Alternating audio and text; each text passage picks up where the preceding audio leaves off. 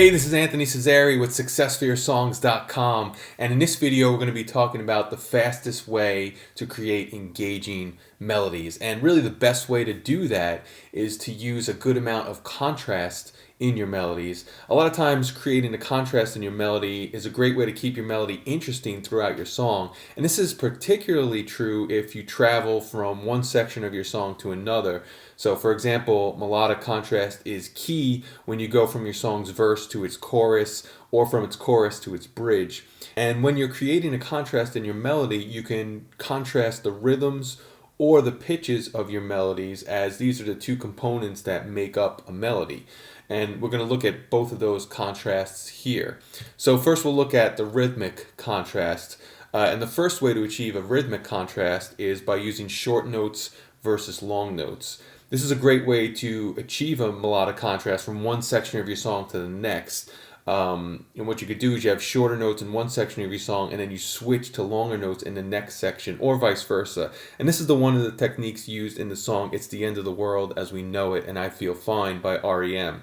The notes in the verse are very quick, while comparatively the chorus notes are long and drawn out to create a contrast. And there's also prosody in that contrast. While the lyrics of the verse are fast-paced and about chaos, they are contrasted by the longer, more drawn-out notes which end on the phrase, and I feel fine, which is how the long, drawn-out notes make you feel after hearing the more chaotic, fast notes in the earlier verses.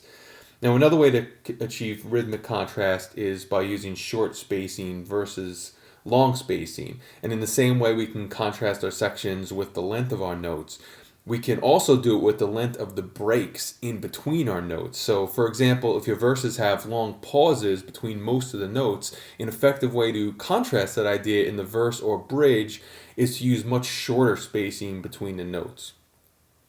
Another way to achieve rhythmic contrast is using varied rhythm versus a more steady rhythm. And this is a less considered way of achieving contrast.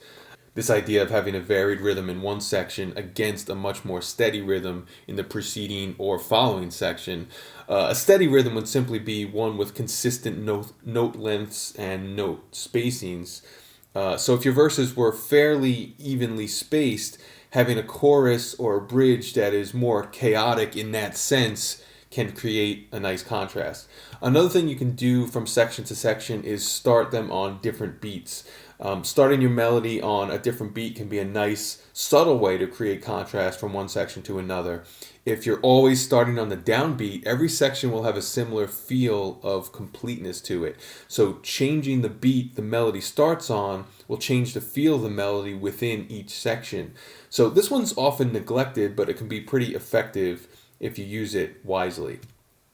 Now, also the phrase of a melody can be in sync, out of sync, longer than, or shorter than your harmonic phrases. So in other words, sometimes the length of a melodic phrase and the length of your chord progression will align, and sometimes they won't. So you can use that concept to create contrast between your sections by using out-of-sync phrases in your verses and then in-sync phrases in your choruses or bridge or vice versa. And it's more subtle than something like longer notes versus shorter notes, but it's still an effective and less thought of way of achieving contrast. So using different phrase lengths from section to section and how those phrase lengths sit on your chords can be a good way to achieve contrast as well. So now we looked at rhythmic contrast. Let's take a look at contrasting the pitches in your sections. One way to do this is to use low notes or high notes versus low notes. And this is one of the most effective ways to achieve contrast in your vocals from one section to another. For example, it's ideal to have the verses of a song sung in the middle to lower end of your vocal range, while the choruses can peak out at some of your highest notes. And this one you see happen in popular music all the time. The choruses tend to be towards the higher end of a vocalist's singing range.